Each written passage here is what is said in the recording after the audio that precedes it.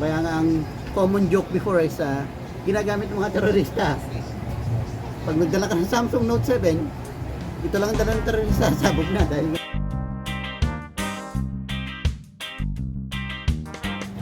what's up guys, no? So I know what you're going to ask, no? So bakit ngayon lang, no? So I know napakatagal ko na po hindi nag-update sa vlog.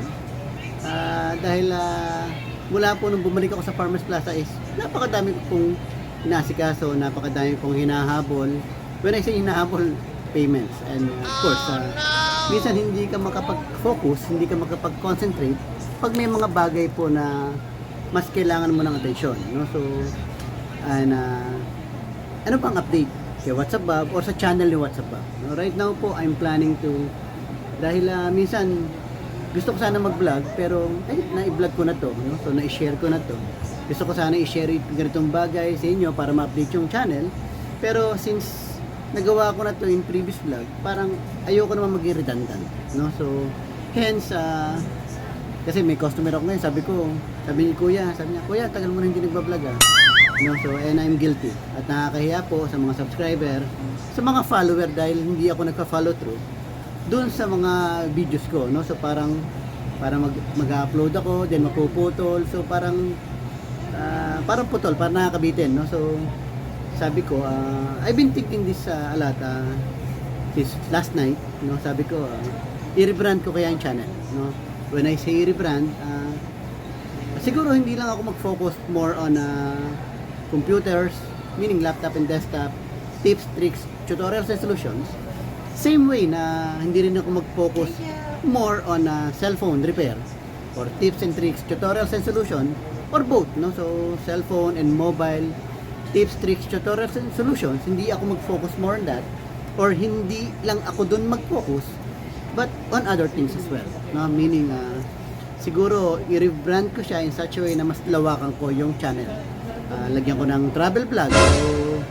So right now parang imposible pa dahil pag magta-travel ka, syempre gagastos ka, and that's one thing na hindi natin magawa ngayon dahil napakadami pong gastusin at hindi po ganun kadaling kumita ngayon, no, ng pera, no? So pero that's one of the thing na gusto ko sanang gawin in the future. Travel vlog, cooking. Kasi WhatsApp pa po, nagluluto din po ako ng pagkain, ng ulam na ako na po magbubuhat ng sarili kong bangko, masarap naman po, no? So ayan, travel, cooking,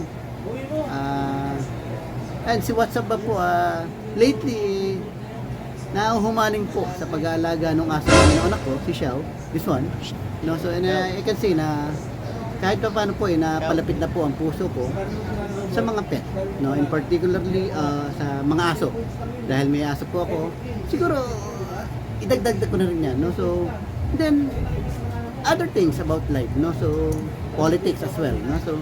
So ang gagawin ko, i-rebrand ko yung channel in such a way na mas malawak siya, but what's important is dapat informative pa rin siya as well as entertaining. Dapat yun po yung dalawang bagay na hindi mawawala sa mga video na i-upload ko, kahit na pagluluto yan, pag-aalaga ng aso, travel vlog, pero nandiyan pa rin yung cellphone and computer repair, hindi po mawawala yan.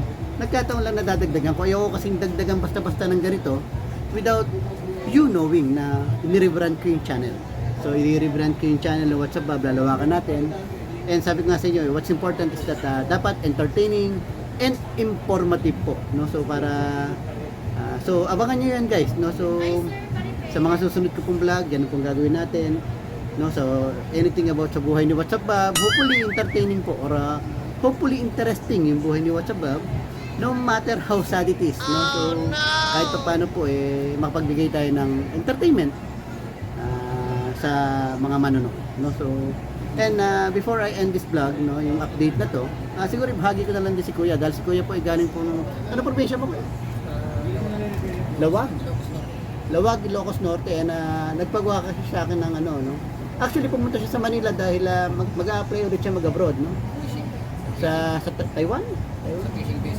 Sa fishing vessel sa Taiwan, no? So and sabi niya, sinibay niya na dahil mukhang hindi ko na nakikita sa WhatsApp Bob. Dalawin ko nga dahil may pinagawa siya sa akin, no? So this one is a Huawei Enjoy 6S na pinatanggalan niya ng Gmail, no? So pinormat mo yun, no? Pero may Gmail Ang mga Android kasi hindi ang dami security, no? Parang iPhone din yan, na hindi lang yung passcode, meron ding iCloud. With Android, hindi lang pattern, meron ding Gmail account, no? So, and yun po yung nangyari dito sa Huawei na to.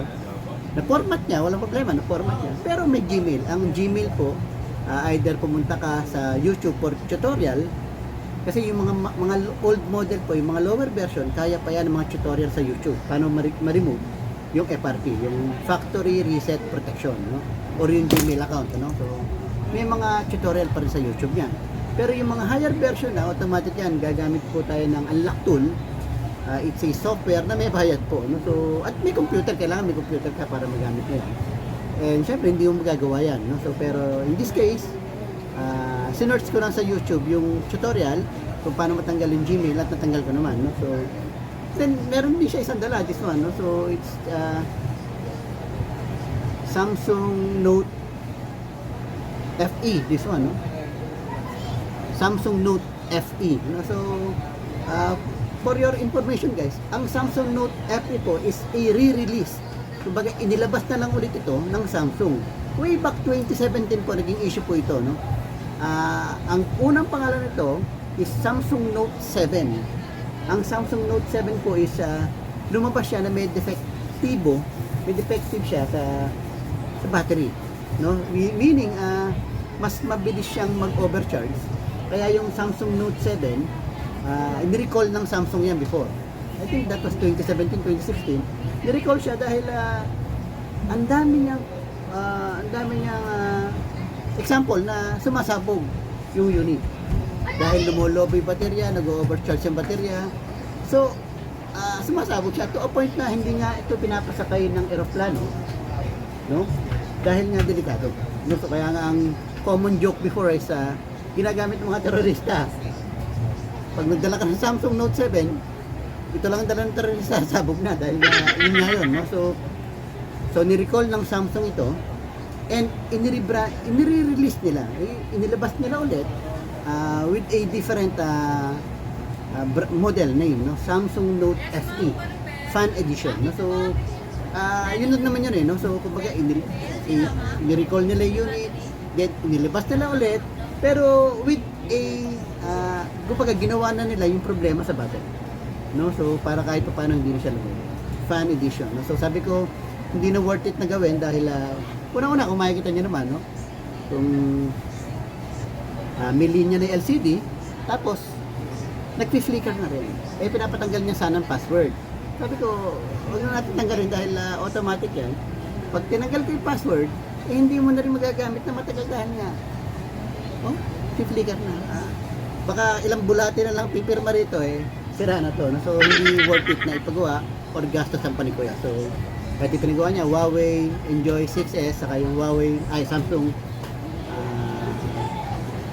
Samsung Galaxy Note Fan Edition. No? Sabi nga sa inyo, yung pumalit sa Note 7. No? So, then sabi niya sa akin na, kuya, magpapakopya sana ako ng pang-format. No? So, dahil sabi niya, napanood niya daw yung vlog ko with regards how to format a laptop. No? So, sabi niya, gawan ko daw ito yung USB niya, dala.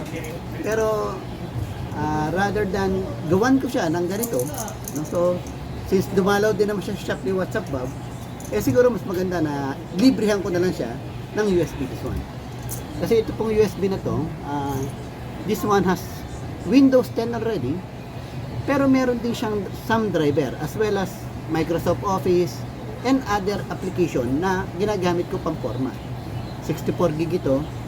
So, ililibre ko na lang kay Kuya to. Total, dumalaw naman siya sa shop ni WhatsApp Bob. And siya rin naman yung naging instrumento para ma-update ni WhatsApp Bob itong vlog, yung channel. Dahil sabi ko nga sa inyo, sobrang daming iniisip ni WhatsApp Bob, parang hindi naman sa nawawalang gana na mag-update sa channel.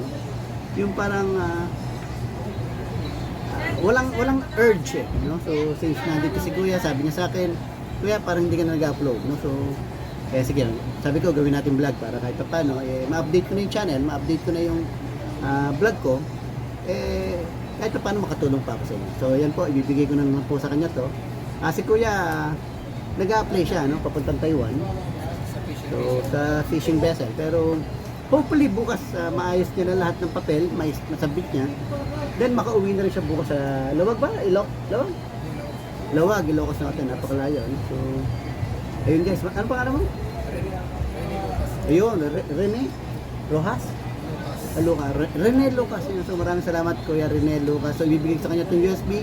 At yun guys, no? So tatapusin ko na po yung vlog. Sabi nga sa inyo, i-update ko yung vlog. I-rebrand natin yung channel. Lalawakan natin yung scope. Hindi lang magpo-focus sa cellphone. Hindi lang magpo-focus sa computer. Almost everything na, no? So anything under the sun as long as it's informative and at the same time entertaining, no? So yun po ibabahagi ko sa inyo sa mga susunod na vlog. And of course sa mga supporter po ni WhatsApp Bob, wag po kayong sasawa. At point up, salamat. Maraming salamat po guys. Ayun, Kuya Rene Lucas, ibibigay sa kanya itong USB. Ingat sa pag-uwi, no? So at maraming salamat sa pagdalaw. Yun guys, maraming salamat po sa patuloy na suporta. Wag po kayong bibitaw, babalik po si WhatsApp Bob. Magbabalik po si WhatsApp Bob at sabayan natin yung ibang vlogger na kahit pa paano po maganda pong views, no? So sana po let's make this channel a more entertaining channel and an informative channel para makatulong po sa inyo. Yun lang guys, maraming salamat. God bless you. Thank you, Kuya.